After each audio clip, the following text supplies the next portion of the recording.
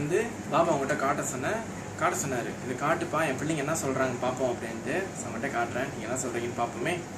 Okay, உங்கள் எல்லாருக்கும் என்ன தெரியுது? நல்லா கவனிச்சு பாருங்க, என்ன தெரியுது? சரி, இப்போ உங்கள் மனசில் இருக்கிற அந்த பதிலை நான் சொல்கிறேன்னு.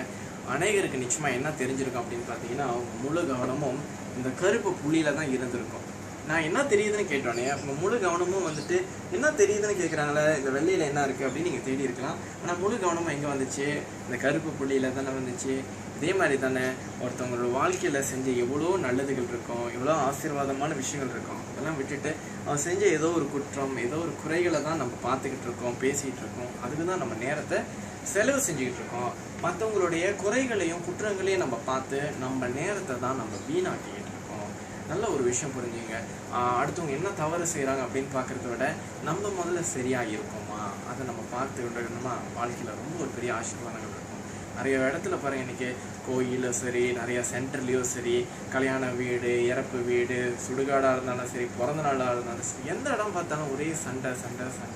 இந்த சண்டையெல்லாம் வச்சுக்கிட்டு நம்ம என்னங்க பண்ண போகிறோம்? வாழ்கிற வாழ்க்கை ரொம்ப குறுகியதாக இருக்கும்போது இவ்வளோ சண்டைகளையும் வேதனைகளையும் குழப்பத்தையும் வச்சு நம்ம என்ன பண்ண போகிறோம்? இப்படி தான் வந்து ஒரு ஆசிரியர் இருந்தாங்களாம். அந்த ஆசிரியர் வந்துட்டு அந்த மாணவர்கள்ட்ட கேட்டாங்களாம், உங்களில் எத்தனை பேருக்கு வந்துட்டு தீர்க்க முடியாத ஒரு கோபம் இருக்குது அப்படின்னு கேட்டாங்களாம். உடனே அதுக்கு அந்த மாணவர்கள்லாம் சொன்னாங்களாம், எனக்கு இருக்குன்ட்டு எல்லாருமே கோரஸாக சொன்னாங்களாம். சரி, நீங்கள் எல்லாரும் வாங்க அப்படின்னு சொல்லிட்டு உடனே அங்கே இருக்கிற கூடையில் இருக்கிற உருளைக்கிழங்கு காட்டி சொன்னாங்களாம், சரி உங்களில் எல்லாருக்குமே எவ்வளோ கோபம் இருக்கோ, எத்தனை பேர் மேலே அந்த கோபம் இருக்கோ அத்தனை உருளைக்கிழங்கு எடுத்து அந்த பையில் போட்டுக்கங்க அப்படின்னு சொன்னாங்களாம். அப்புறம் சில பேர் 10 உருளைக்கிழங்கு போட்டாங்களா, சில பேர் 15 போட்டாங்களா. அவங்களோட கோவம் எத்தனை பேர் மேலே இருக்கோ அத்தனை உருளைக்கிழங்கு போட்டுக்கிட்டாங்களாம். அப்போ அந்த ஆசிரியர் ஒரே ஒரு கட்டத்தில் ஒன்று சொன்னாங்கன்னா, இந்த உருளைக்கிழங்கோட பையை நீங்கள் எங்கே போனாலும் நீங்கள் எடுத்துகிட்டு போகணும், நீங்கள் படுக்கும்போது கூட உங்கள் பக்கத்துலேயே வச்சுக்கணும் அப்படின்ட்டு. ஒரு 2-3 நாள் போகும்பொழுது அது அந்தளவுக்கு ஒரு பெரிய விஷயமா தெரியலையா. அப்புறம் வந்து ஒரு 4-5 நாள் அப்படி கிடக்கும்போது அந்த உருளைக்கிழங்கு அழுகிய வாட வர ஆரம்பிச்சிச்சோம். அவங்களால எங்கேயும் அதை எடுத்துகிட்டு போக முடியல. சரி, மாணவர்லாம் ஆசிரியர்கிட்ட வந்து சொன்னாங்களா, டீச்சர் இந்த உருளைக்கிழங்கு பைய பாருங்க, ஒரே வாடையாக இருக்குது, அழுகி போய் நாறுது, நாங்கள் தூக்கி போட்டுடலாமா அப்படின்ட்டு. அப்போ அதுக்கு அவங்க சொன்னாங்களா, அந்த மாதிரி நல்ல ஒரு விஷயத்த மனசில் வச்சுங்க, இது வந்து உருளைக்கிழங்கு இல்லை, இது உங்களுடைய கோபம், இது உங்களுடைய ஆத்திரம். சார், நீங்கள் இந்த உருளைக்கிழங்கு தூக்கி போட போறீங்களா, அப்போ உங்களோட கோபத்தையும் ஆத்திரத்தையும் தூக்கி போட நீங்கள் தயாராக இருக்கீங்களா அப்படின்னு அந்த டீச்சர் கேட்டாங்களா. இந்த கதை இங்கேயே நிற்கிது. இதே போல தான் நம்மள நிறைய பேர் அந்த மாணவர்களாவது 15-20 உருளைக்கிழங்கு பை தான் வச்சுருந்தாங்க. ஆனால் நம்மள எத்தனையோ பேர் மனசில் எத்தனையோ லோரி கணக்கில், எத்தனையோ டன்னு லோரியாக வந்துட்டு அழுகி போன உருளைக்கிழங்கு வச்சுக்கிட்டு நம்ம வாழ்க்கையை ஒரு பெரிய நாற்றத்தோடு கொண்டு போயிட்டு இருக்கோம். நம்ம மனசு உங்களுக்கு ஒரே துர்நாற்றமாகவும் ரொம்ப குப்பையாகவும் இருக்குது. மற்றவங்க மேலே இருக்கிற ஆத்திரம், வெறுப்பு, பஞ்சம், இதை வச்சுக்கிட்டு நம்ம ஒரு வாழ்க்கையை வாழ்ந்துட்டு இருக்கோம். கேட்டால் நான் பாபா சென்டருக்கு போகிறேன், ராகவேந்திர சென்டருக்கு போகிறேன், இந்த கோயிலுக்கு போனேன், எனக்கு அந்த தெய்வத்தை பிடிக்கும், அந்த அர்ச்சனையை பண்ணேன், இந்த அபிஷேகம் பண்ணேன். மனசனுக்கு பிரச்சனை வர கடவுளுக்கு அர்ச்சனைன்னு ஒன்று பண்ணிக்கிட்டு தான் இருக்கிறோம். அப்போ நம்ம மனசில் ஒன்றும் ஒரு தெளிவு இல்லையே, ஒரு தூய்மை இல்லையே, ஆண்டவன் வாழ்கிற இந்த நெஞ்சத்தில் வந்து ஒரு பரிசுத்தம் இல்லைன்னா அப்போ நம்ம வாழ்க்கை எப்படி இருக்கும்?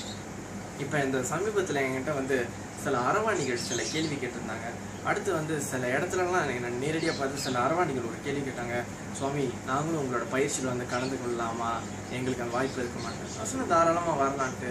இல்லை சுவாமி, சமூகமும் அந்த மக்களும் எங்களை என்னென்னலாம் பேசுகிறாங்க அப்படின்ட்டு. அதுக்கு நான் உங்களுக்கு ஒரே ஒன்று சொல்லிக்கிறேன், இதை கேட்டுட்டு இருக்கிறவங்க எல்லாருக்குமே தயவு செய்து யாரையுமே நீங்கள் வந்துட்டு இவங்க இப்படி தான் சொல்லிட்டு நீங்கள் முடிவு பண்ணாதீங்க.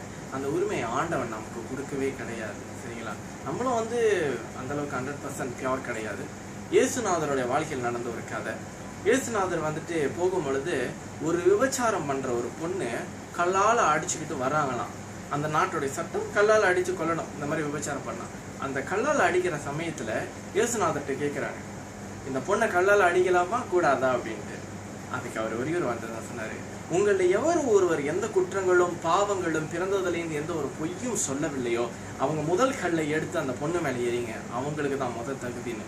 நம்ம மற்றவங்களை குறை காட்டுறோமே, ஒரு விரல் தான் அவங்களுக்கு காட்டுது, மிச்சம் 3 விரல் நம்ம வந்து அந்த அளவுக்கு பர்ஃபெக்ட் இல்லைன்னு தானே சொல்லி காட்டுது. நம்ம 100% நல்லவங்களா இருக்க வேண்டாம், அட்லீஸ்ட் ஒரு 80% நல்லவங்களா இருக்கலாமே.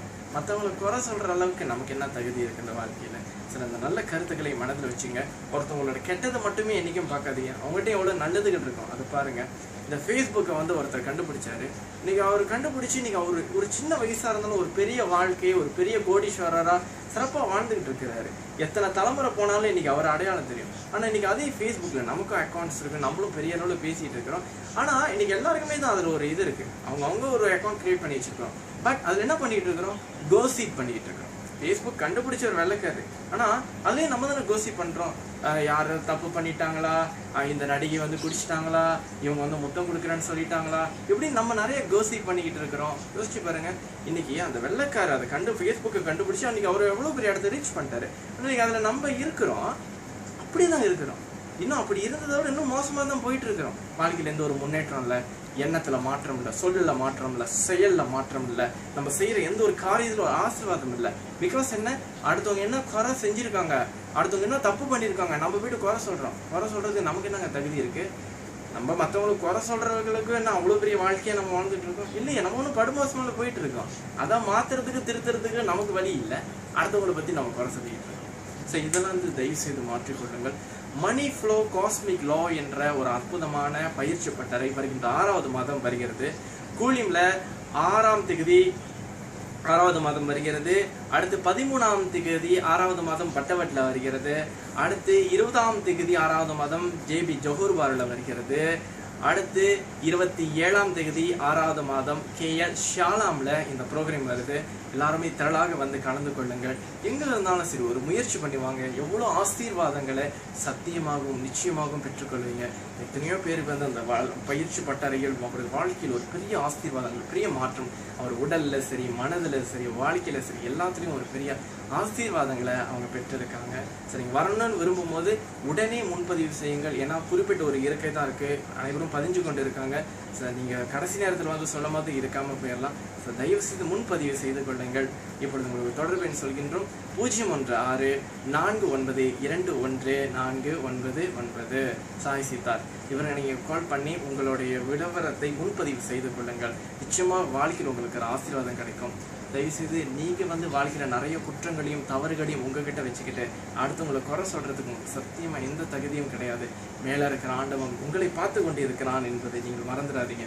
நீங்கள் வணங்குற அந்த பாபாவும் ராகவேந்திராவும் எல்லா மகான்களும் உங்களை பார்த்துக்கிட்டு இருக்காங்க. கண்ணுக்கு தெரியாத நிலையிலேருந்து எல்லா சக்திகளும் உங்களை வாட்ச் பண்ணிக்கிட்டு இருக்காங்க.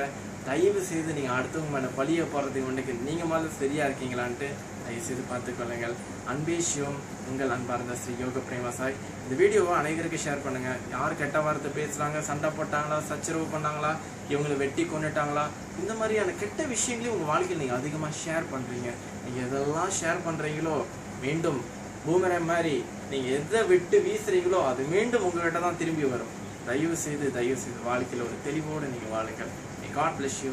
அன்பே சிவம், உங்கள் அன்பாக செய்யும்.